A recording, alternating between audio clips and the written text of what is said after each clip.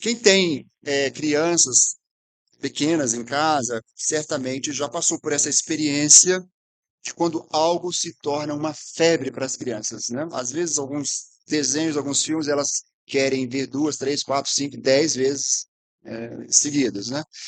E, alguns anos atrás teve uma, digamos assim, uma febre, foi a musiquinha do Baby Shark. Lembram, crianças? Baby Shark, do do do do, Baby Shark, do do do do, Baby Shark. Pois é, e a criança canta aquilo e repete, repete, repete e não se cansa. E vira uma febre então para as crianças. Mas tem um livro de histórias para crianças em inglês que se chama O Bairro do Daniel Tigre. Então, o personagem é um tigre que se chama Daniel, então tem ali os vizinhos que interagem com ele, e também tem o papai tigre e a mamãe tigre. E nessas histórias tem algumas lições para as crianças. Então, as famílias usam esse livro para a hora de ir para a cama, e aí a cada dia uma história para ensinar uma lição às crianças. E uma das histórias nesse livro do Daniel Tigre ensina às crianças o que fazer quando estão com medo. Então, nessa história, o Daniel Tigre e a sua amiguinha coruja estão brincando do lado de fora da casa e, de repente, eles escutam um trovão. E aí eles vão falar com a mamãe tigre, porque eles estão com medo, eles não sabiam o que era o trovão, ficam com medo, vão falar com a mamãe tigre. E aí a mamãe tigre ensina para eles o seguinte: quando vocês estiverem com medo, tudo que vocês precisam fazer é fechar os olhos e pensar em algo feliz. Então, o Daniel Tigre pensava no seu bichinho de pelúcia. Ele gostava do seu bichinho de pelúcia. A coruja pensava em livros. E ela gostava de ler, gostava de livros de histórias. E assim, então, é, eles passaram a fazer assim em momentos que alguma coisa assustava, causava medos. E no final da história, então, tinha a pergunta: e você, o que te faz feliz? O que te faz feliz? E uma família, então, contando que lia essa história, esse livro de histórias para o seu filho, que era pequeno. E aí, então, quando chegou nessa pergunta, o que te faz feliz? Aí o menininho respondeu, queijo. Acho que ele era mineiro, não? Queijo, né? Não sabia falar queijo ainda, mas acho que era mineiro. Queijo, né? É, de uma certa forma, nós podemos dizer que o Salmo 96 está aqui no livro dos Salmos, cumprindo um papel semelhante aos bichos de pelúcia, aos livros e também ao queijo, né? E eu vou explicar já por quê. O Salmo 96, ele pertence ao quarto livro dos Salmos, e no final do terceiro livro dos Salmos, já explico já, se você não se lembra o que é isso, o livro dos Salmos ele é dividido em 5 livros de Salmos, 5 coletâneas de Salmos.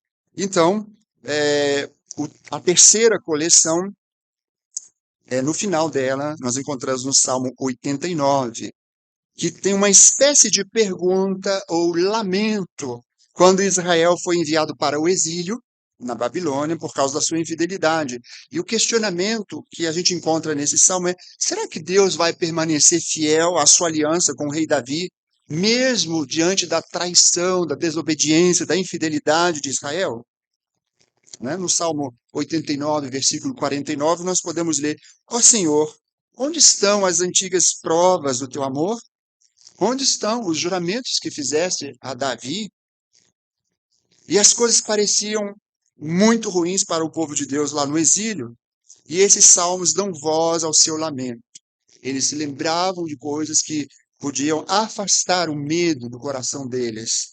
Então, por isso que encontramos os primeiros salmos da quarta coleção, ou do livro 4 de Salmos, dando às pessoas algo no qual elas deveriam focar a atenção. No meio de uma situação de estresse, de medo, elas deveriam então focar a atenção nessas coisas, naquilo que fazia o povo de Israel feliz. E qual é a fonte de alegria? No que é que eles poderiam se apegar em meio às provações, às dificuldades do exílio, de estarem numa terra estranha? A resposta é simples: o Senhor reina. O Salmo 93 diz assim, versículo 1: O Senhor reina, ele está vestido com majestade, o Senhor está vestido com glória, ele colocou a força como seu cinto. Sim, o mundo está estabelecido, ele nunca deve ser movido. O Salmo 95, 3 diz: Porque o Senhor é um grande Deus, um grande rei acima de todos os deuses. E aí, quando chegamos no Salmo 96, nós temos uma espécie de refrão. O Deus de Israel, o Senhor, é o rei de toda a terra. Nem Davi, nem qualquer outro rei é a fonte de confiança, de esperança de Israel. Apenas o Senhor Deus o é. Porque o Senhor reina, o povo de Deus não apenas não deve desesperar-se, mas deve adorar a Deus.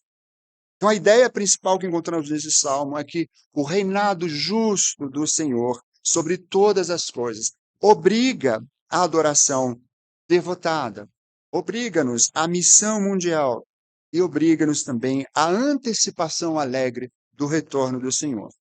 O Salmo 96 é estruturado em torno de 3 estrofes, cada uma incluindo uma convocação para adoração, em seguida apresentando razões para essa adoração. Em cada uma, nós vemos um aspecto diferente do governo e do reino de Deus sobre toda a terra. E em cada uma, a abrangência se expande.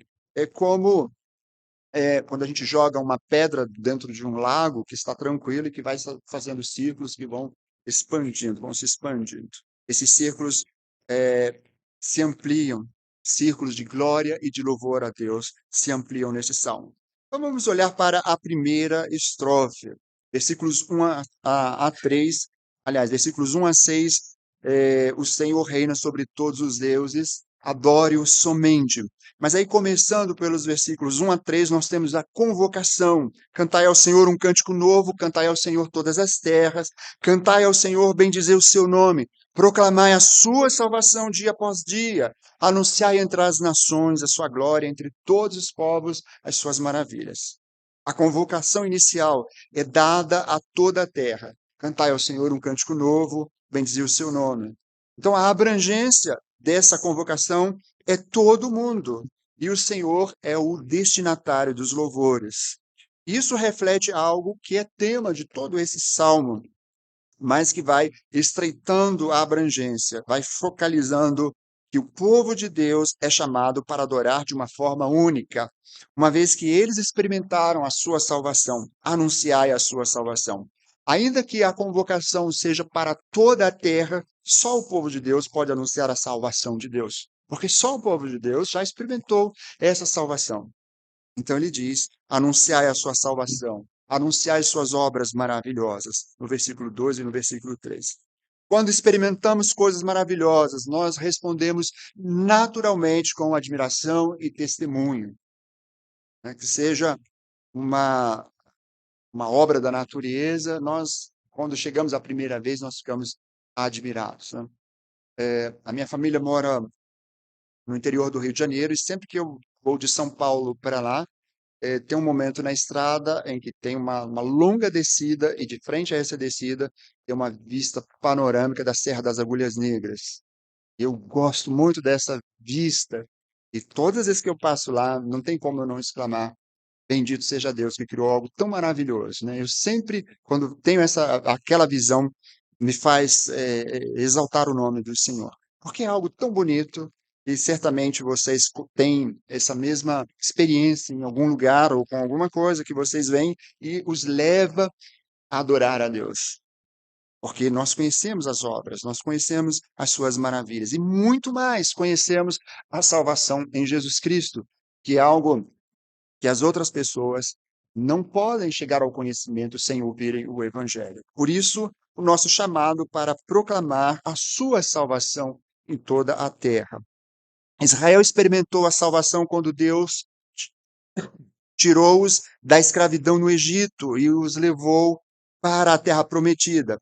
E esse sempre foi um momento de definição para a nação de Israel, mesmo um momento até mesmo formador da identidade deles como povo. Eles sempre faziam e fazem, até hoje, referência ao Êxodo.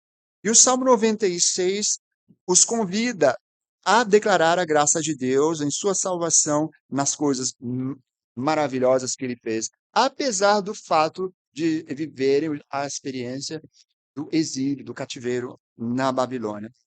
A sua salvação sempre foi destinada a apontar para uma salvação maior em Jesus Cristo, que com a própria morte abriu caminho para os escravos do pecado, derrotando a morte, salvar seus súditos. Há outro rei como esse?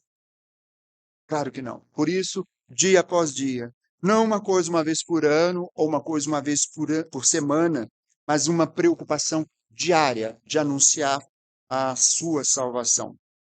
Para nós, como cristãos, nós somos lembrados de que a adoração para o povo de Deus não é algo periférico, algo opcional, mas uma resposta para toda a vida ao fato de que Deus é bom, escolheu derramar o seu amor sobre nós pela graça da salvação em Jesus Cristo.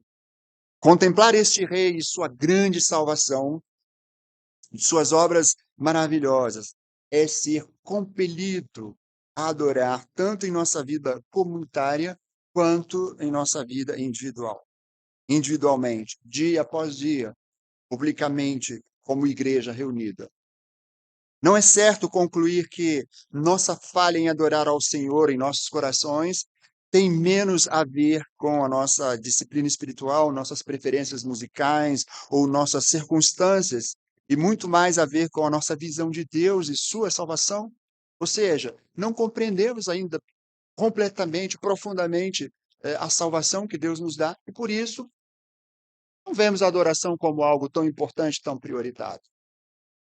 É disso que esse salmo trata para o povo de Deus. Fixe o seu olhar na glória de Deus para guiar, para orientar a sua salvação. Então, nós vimos aí versículos 1 até 3 com essa primeira convocação. Versículos 4 a 6 vão dar os motivos para atender a essa convocação.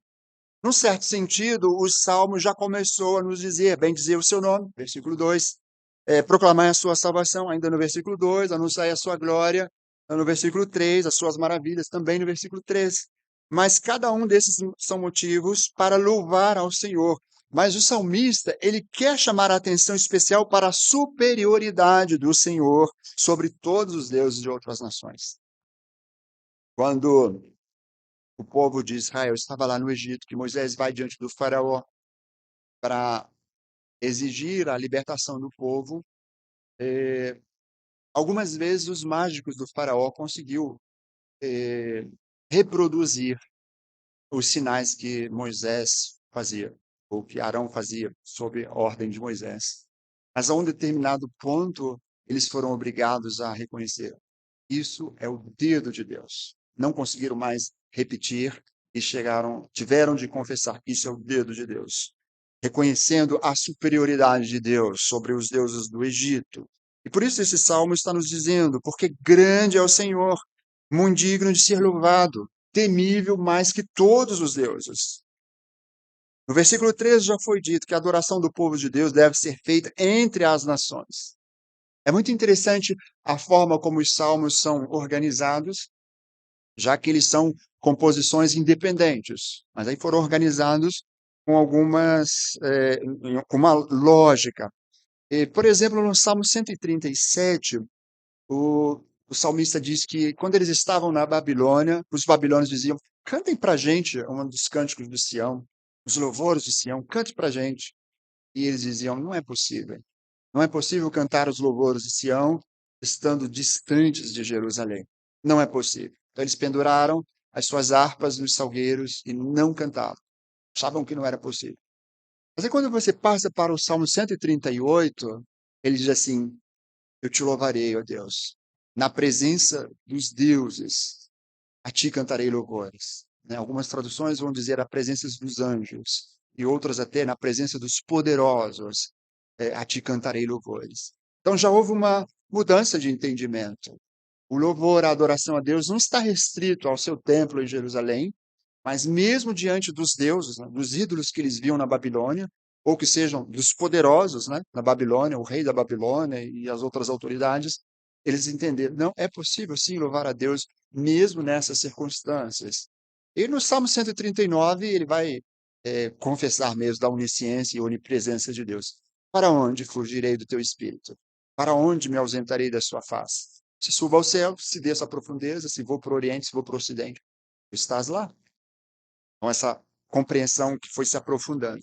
E aqui nesse salmo, ele nos informa isso, ou enfatiza isso, temível mais que todos os deuses. A superioridade de Deus sobre todos os outros deuses, porque eles são falsos. E talvez, enquanto Israel se encontra no exílio, cercado por deuses estrangeiros que parecem mais bem-sucedidos naquele momento, Babilônia era a potência que governava o mundo, e nessa situação, esse salmo lembra a Israel que seu Deus é supremo sobre todos os deuses.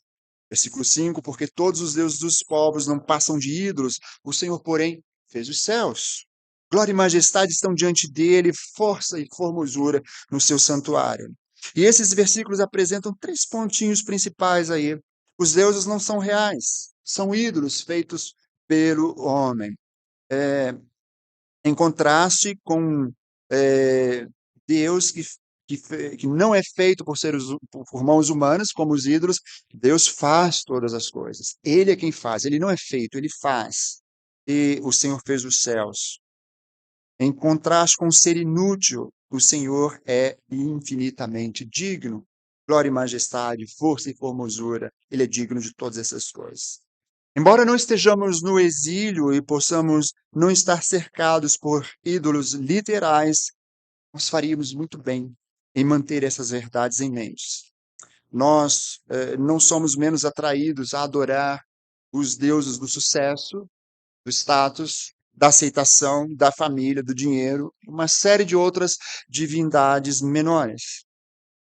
Eles podem parecer mais brilhantes e, às vezes, mais bem-sucedidos do que um judeu crucificado que andou pela terra 2000 anos atrás. Mas não devemos nos desviar.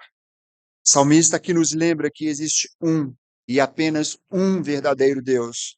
Se apenas olharmos para a sua beleza, para a sua bondade, então veremos que ele, somente ele, é digno de toda a nossa adoração e louvor. O Senhor reina sobre todos os deuses.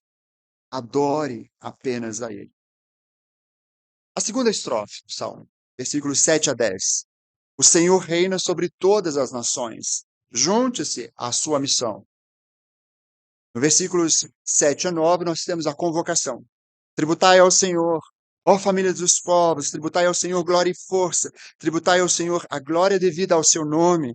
Trazei oferendas e entrai nos seus antros. Adorai o Senhor na beleza da sua santidade. Tremei diante dele todas as terras. Esses versículos se dirigem a outro público, às nações, que já foram expostas à adoração ao Senhor, já presenciaram a adoração do povo de Deus. E, de pelo menos duas maneiras, essas nações são também convidadas a virem se juntar ao povo de Deus na adoração. Nos versículos 7 a 8, a parte A, eles são convocados, quando o salmista diz, trazei. E nos versículos parte B do 8 e 9, eles são convidados também, não apenas uma declaração do valor do Senhor nosso Deus, mas um convite a se identificar com Ele, com o seu povo, falando de graça inconcebível, de poder inimaginável, quando Ele diz, tremei diante dEle. Trazei oferendas, tremei diante dEle. Essa convocação, ela apresenta motivos também. No versículo 10, o salmista vai dizer, dizei entre as nações, reina o Senhor. Ele firmou o mundo para que não se abale, julga os povos com equidade. As nações são convidadas, convocadas também, porque o Senhor é o soberano sobre elas. Ele governa corretamente todos os povos, portanto, todos os povos devem adorar ao Senhor. Ele cuida amorosamente de todos os povos. Na sua graça comum, Deus faz chover sobre o justo e sobre o injusto.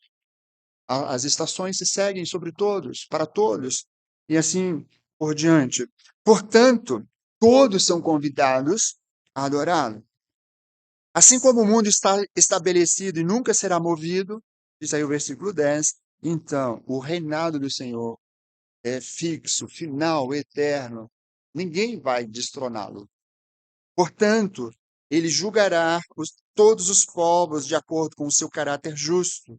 Isso é o que o rei faz, esse rei soberano faz.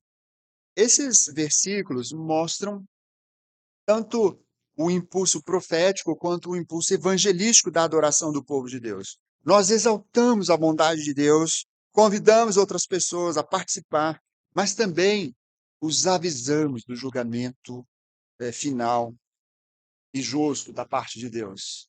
Ele é o justo juiz que vem julgar.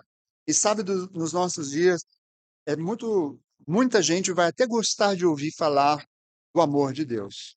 Mas quando começamos a falar da justiça de Deus, de que Ele é um Deus que julga, aí muita gente já começa a não querer mais ouvir. Mas é uma realidade. O Evangelho só será uma boa notícia quando as pessoas entenderem primeiro a má notícia. Sem Deus, o destino final é a condenação eterna. E não há nenhuma outra escapatória, e não a salvação em Jesus Cristo. Portanto, lembremos disso. Somos chamados a profetizar no sentido de falar em nome de Deus, anunciar a sua mensagem ao mundo de evangelização, para que outras nações, outras pessoas se juntem a nós na adoração a Deus. Esse é o papel de nós, como crentes, na missão de Deus, anunciar a sua grandeza, a sua justiça. Nós o proclamamos em primeiro lugar, porque nosso Deus é digno de louvor e de glória de todas as pessoas. Nós o proclamamos também porque a compaixão que recebemos se estende a todas as pessoas e nós queremos vê-las provar dessa bondade também. Certamente que vocês se lembram da história dos leprosos que estavam à porta de Samaria quando a cidade sitiada, as pessoas morrendo de fome. É, o texto bíblico nos conta que, inclusive, duas mulheres combinaram de, né, comer as crianças, né, um dia um, outro dia o outro, porque já não tinha mais o que comer. Estavam comendo esterco de pomba, custava um preço exorbitante. E quando Deus trouxe o livramento, foram os leprosos que foram os primeiros a descobrir que os sírios tinham sido exterminados, tinham abandonado o acampamento e que tinha comida em fartura, com fartura lá. E eles estavam lá festejando. E, de repente, eles disseram: Mas não é certo o que estamos fazendo. Nós estamos aqui com essa fartura e a cidade está aqui ao nosso lado e as pessoas morrendo de fome. Vamos até lá avisar que tem comida, tem fartura. E isso é a mesma realidade nossa. Nós temos comida com fartura. Estamos com essa mesa preparada diante de nós, que o Senhor nos oferece, essa mesa farta da graça de Deus. Por isso nós somos chamados também a anunciar, a proclamar, porque queremos ver outras pessoas provar dessa bondade também. Por isso, proclamamos e apresentamos, anunciamos e convidamos. O Senhor reina sobre todas as nações. Vamos nos juntar a Ele na missão de ver o seu nome ser louvado em todas as línguas, tribos, povos e nações. A terceira estrofe do Salmo, versículos 11 a 13. A convocação nós encontramos no versículo 11 até a primeira parte do versículo 13. Mais uma vez, o destinatário muda do povo de Deus para as nações e agora para a própria criação. Alegrem-se os céus, a terra exulte, ruja o mar e a sua plenitude, folgue o campo e tudo o que nele há. Regozijem-se todas as árvores do bosque na presença do Senhor, porque vem julgar a terra, julgará o mundo com justiça e os povos consoante a sua fidelidade. Todo mundo está implicado nisso. Os céus, a terra, o mar, as criaturas do mar, os campos, as criaturas da terra, as árvores, as florestas, que o Senhor é rei de tudo. Até mesmo a criação tem um papel a desempenhar. O próprio mundo deseja ver seu rei exaltado e tudo o que há de errado com o mundo corrigido. O ser humano tem essa esse anseio por justiça, né? Porque é algo que Deus colocou no nosso coração. Ainda que haja uma rejeição da justiça de Deus por causa do pecado, que estragou completamente a natureza humana, mas esse desejo por justiça, ele ainda existe no coração das pessoas. E duas coisas devem ser observadas nesses versos: a alegria do reinado do Senhor, né? Alegre-se os céus, e a terra exulte. E também o futuro antecipado, porque ele vem julgar a terra. Então, essa convocação, para que até mesmo a natureza participe dessa proclamação, dessa exultação. E a razão, porque ele vem, né? Voltando aí no motivo já apresentado. Ele vem julgar a terra, julgará o mundo com justiça e os povos consoante a sua fidelidade. Nós, como a própria criação, somos chamados a antecipar a vinda do Rei, que quando vier, corrigirá todas as coisas pelo seu poder. Ele julgará toda a criação corretamente, todas as pessoas com justiça. E essa é a promessa do Salmo 96. É a promessa da história do Evangelho. O Rei que veio, Jesus Cristo, subiu ao céu e prometeu voltar um dia. Mas quando ele retornar, as Escrituras dizem que ele não virá como um sacrifício expiatório, como foi na primeira vinda a este mundo, mas sim como um juiz justo. E cada grama de mal, pecado, rebelião, idolatria em sua criação, uma vez renovada, aperfeiçoada, será totalmente e finalmente tratado com justiça. E sabe o que é justiça? Dar para a pessoa aquilo que ela merece. Às vezes a gente fala tanto em justiça, mas esquecemos dessa que é justiça. Por isso que a salvação não é justiça, é graça, misericórdia. E qual deve ser a resposta diante disso? Se cada erro que vimos, ouvimos, experimentamos, estará diante do Rei Todo-Poderoso da terra, qual deve ser a resposta a esse Rei? Alegrar-se. Alegrar-se. Quando vemos injustiças ou sofremos injustiça, nós temos que também direcionar nossa mente para esse Rei que virá, esse juiz que virá, e nos alegrar de saber que ele fará a justiça com equidade, com equilíbrio. Não será uma punição mais do que a devida, mas será a justa punição. Temos de nos alegrar com isso, porque nós corremos o risco de exagerarmos. Quando Davi pecou fazendo o censo do povo, e que Deus lhe propõe, né, algumas punições, e ele diz assim: eu prefiro cair na mão de Deus do que cair na mão dos homens. E aí ele escolhe dessa forma ser disciplinado pelo seu pecado.